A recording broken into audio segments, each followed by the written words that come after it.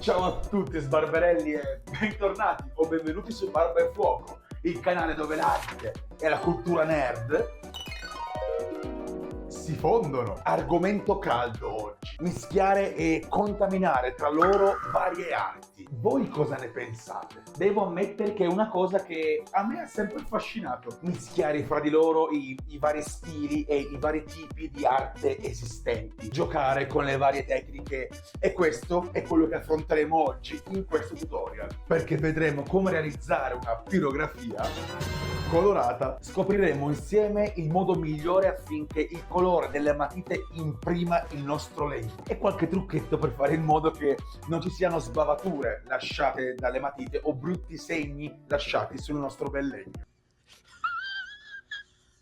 E quindi andiamo! Io come sempre vi ricordo che se questo video vi piacerà, come sempre potete lasciare un bel like a questo video, iscrivervi al canale per tutte le cose che sapete già. E condividete il video anche con le vostre nonne, e così mi mandano le lasagne perché mi vedono stupato. Il spaghetti con l'angirta. Ok.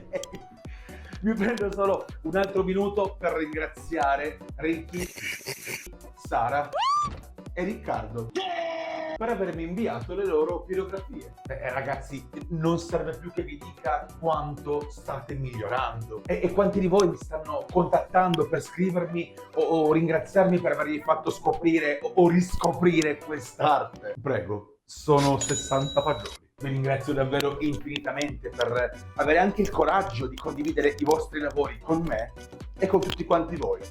Siete meravigliosi. Per aver fatto vedere i vostri lavori nel video sono altri 80 fagioli.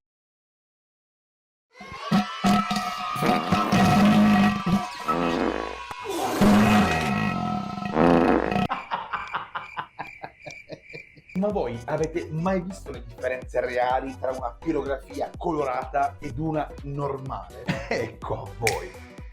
Guardate che meravigliose differenze e che impatto visivo stratosferico hanno, soprattutto proprio per le loro differenze. Con le pirografie normali possiamo giocare su un tratto più realistico, per esempio, dando alla nostra tavola la spettacolare sensazione che il lavoro quasi fuoriesca dal legno. Con il colorato invece questo non è necessario, poiché le matite sul legno hanno una resa meravigliosa, quindi possiamo utilizzarlo per lavori, per esempio, più in stile cartoon. Adesso direi che possiamo partire. Realizziamo insieme un'altra delizia per gli occhi. Vuoi gelato? Il tema scelto per la pirografia di oggi è Hazbin Hotel, una serie relativamente nuova che ho trovato davvero brillante, con un umorismo molto adulto ed estremamente pungente, dei temi estremamente importanti e una colonna sonora spaziale.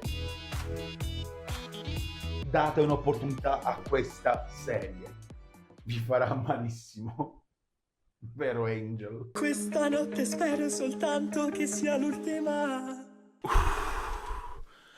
Ok, riprendiamoci. 3, 2, 1, avanti col video. PS, nei commenti fatemi sapere se vi è piaciuta e se non lo conoscete, no! Come sempre in descrizione vi lascerò il link per un buon pirografo per iniziare e anche quello per queste matite colorate, che per il prezzo davvero interessante che hanno sono una bomba. Oggi inoltre andremo ad utilizzare un meraviglioso ovale. Variamo un po', E adesso siamo grandi e la fase compensato l'abbiamo superata. Infatti ho 25 anni e mezzo. Sì, tanti così. Quindi come sempre mettetevi comodi, accendete il pirografo e seguitemi in quest'altro tutorial, perché è ora di bruciare un po' di legno.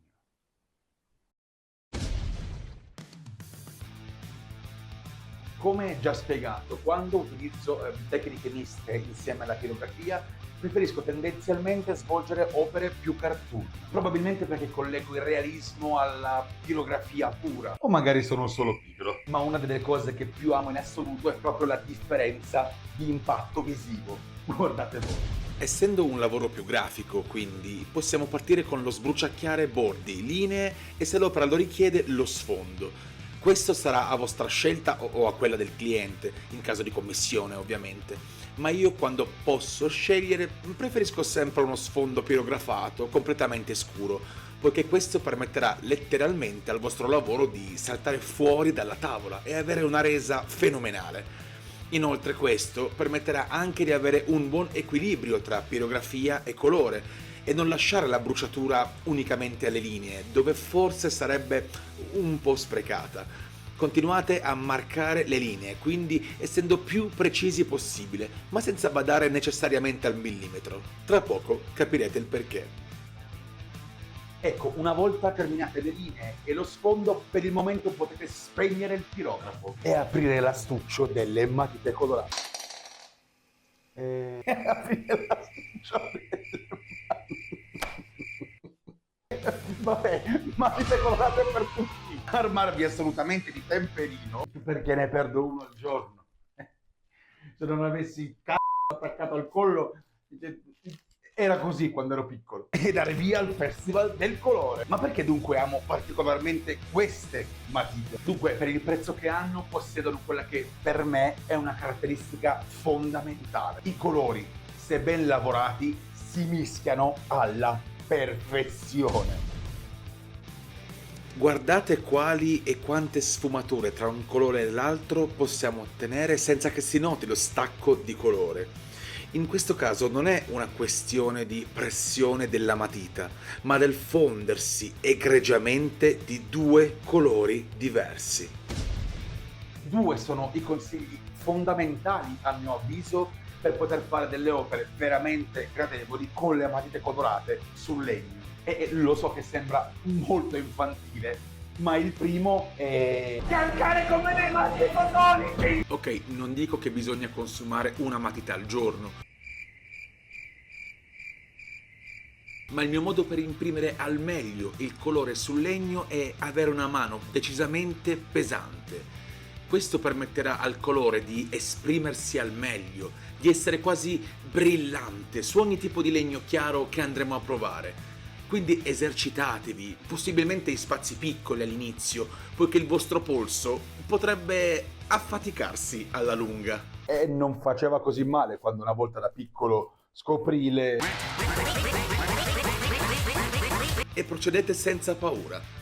In fondo, se sbagliate colore o non lo ritenete adatto, potete sempre utilizzare una buona gomma per cancellare. Anche se avendo calcato molto, farete un po' di fatica. Imparate a conoscere bene queste matite e le possibilità che possono offrirvi, perché tentativo dopo tentativo riuscirete a fare dei lavori davvero straordinari. Ed una volta terminata la pirografia, eccovi l'ultimo consiglio bonus per rendere il colore ancora più brillante e fare delle sfumature perfette. Ok, questa è una cosa che ho scoperto per errore. È per professionismo. Ricordo che stavo facendo una pirografia colorata, che tra l'altro mi pare fosse a tema Pokémon. A un certo punto mi alzo come chiunque per andare a cagarmi addosso, dimenticandomi il pirografo acceso a calore minimo. Torno e... il fantastico disastro! Nel punto dove la punta del pirografo era rimasta a contatto con il legno colorato, vi era una bruciatura enorme, ma la grafite che c'era sopra si era sciolta. E ciò che si scioglie può fondersi, e ciò che si fonde si amalgama. Boom! Ebbene sì, sbarberelli, se ci mettiamo a pirografare con un calore minimo sopra alle matite colorate, questo scioglierà la resina di cui sono composti i colori, permettendoci di fondere letteralmente i colori tra di loro ed eliminando, dove ve ne fossero, gli sgradevoli tratti della matita. Come sempre è un'operazione che richiede una pazienza infinita, stiamo sempre parlando di pirografia, ma una volta presa la mano vorrete correggere ogni imperfezione del colore, vedendo quanto rimane brillante, ve lo garantisco.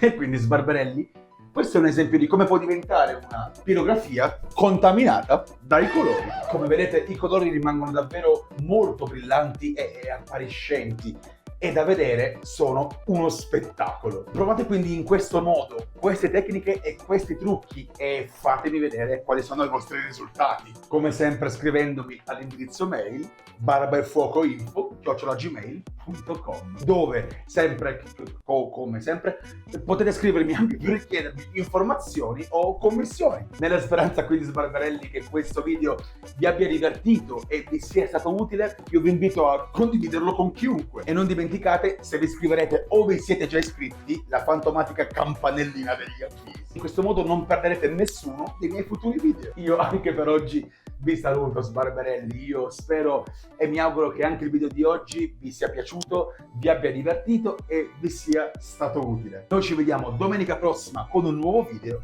e poi saluti a tutti.